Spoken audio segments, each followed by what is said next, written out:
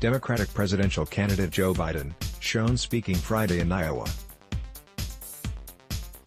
Photo: Caroline Brehman /CQ roll call /Zuma press by John McCormick and John McCormick. The Wall Street Journal biography. Jesse Naranjo. The Wall Street Journal biography at Jesse Naranjo. Jesse.Naranjo at WSJ.com. Updated August 11, 2019, 4:36 p.m. ET, Des Moines, Iowa. Joe Biden has made a series of gaffes in recent days that reinforced his reputation as an inconsistent campaigner and raised questions among some in the party about whether he is the strongest Democratic challenger to President Trump. The former vice president's bumpy ride has played out in national media and at events across Iowa, which hosts the first Democratic presidential primary balloting in less than 6 months. The most recent missteps came on Thursday and Saturday as the 76-year-old Mr. Biden worked through a 4-day tour of a state where anything short of a first-place finish could seriously damage his prospects for winning the party's nomination next year. The most recent slip came Saturday afternoon at a forum here organized by gun control advocates, where he said he had met as vice president with students after the deaths of 17 people at a high school in Parkland, Florida. That massacre happened in 2018 and Mr. Biden left office in January 2017. Did meet with Parkland students in Washington, D.C., shortly after the shooting and had met as a vice president with survivors of the Sandy Hook School massacre in Connecticut. The Parkland error followed a gaffe Thursday when he said poor kids are just as bright and just as talented as white kids. He quickly added, wealthy kids, black kids, Asian kids, but the damage was done as it appeared that he had equated wealth and whiteness. On Saturday, Mr. Biden said he misspoke and meant to say wealthy. The former vice president also recently confused the locations of the two mass shootings in El Paso, Texas, and Dayton, Ohio, mentioning the tragic events in Houston and also in Michigan. He quickly corrected his errors. The latest missteps are bumping up against Mr. Biden's status as a frontrunner in the race and giving some party activists anxiety over whether he is as strong a campaigner as when he ran as a vice presidential candidate in 2008 and 2012. Iowa has never been a field of dreams for Mr. Biden.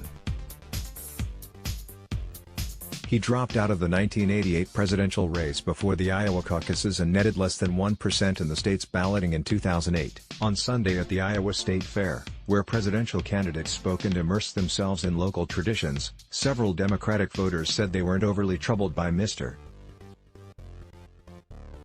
Biden's recent gaffes, attributing them to exhaustion and human imperfections. Cookie Peterson, a 57-year-old nurse manager, noted that Mr. Biden quickly corrected himself after saying there was no difference between the talents of poor children and white children. I really don't think there's anything concerning at this point with that, she said. I'm more concerned with the president we have in office right now. Francis Paulson, 62, also noted Mr. Biden's quick walk back on the comments about children. The gaffes, in and of themselves, do not necessarily trouble me, she said.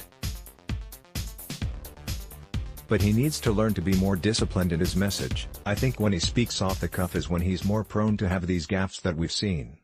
Jennifer Van Devere, 58, said that because Mr. Biden is fielding questions constantly, the flubs are understandable. Slip-ups happen at every age, you know, so that doesn't bother me because I think in his heart, he's a good person, Ms. Van Devere said. The lapses have provided fodder for Mr. Trump. Joe Biden is not playing with a full deck, the president told reporters Friday at the White House. This is not somebody you can have as your president. But if he got the nomination, I'd be thrilled. On Saturday, Mr.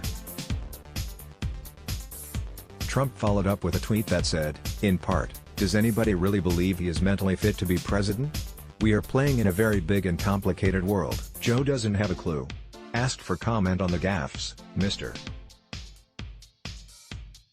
Biden's aides pointed to a tweet Sunday from Kate Bedingfield, a top campaign advisor. Wouldn't it be nice to have a president who consoles Americans in their time of need so often that he sometimes mistakes the timing?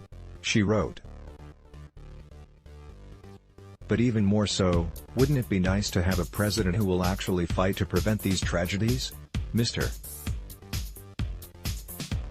Biden isn't alone in making gaffes. Mr. Trump has had his share as a candidate and president, as have some of Mr. Biden's nomination rivals. Last week, after the shooting in Dayton, Mr. Trump in a speech referred to the location as Toledo, Ohio. In a debate in the late July, Senator Kamala Harris, D., California, referred to Mr. Biden as Senator Biden 3 times. While he represented Delaware for decades in that chamber, Mr. Biden hasn't been a senator since January 2009. Earlier this year, Sen. Elizabeth Warren, D., Mass., told a CNN interviewer that there are 2 co-equal branches of government, the President of the United States and the Congress, apparently forgetting about the federal court system. Write to John McCormick at mccormick.john@wsj.com. Copyright 2019 Dow Jones & Company Incorporated. All rights reserved. 8799 Oak Bait 56818D5 ed Act 44C7B1C Diab 8. Let's block ads. Why?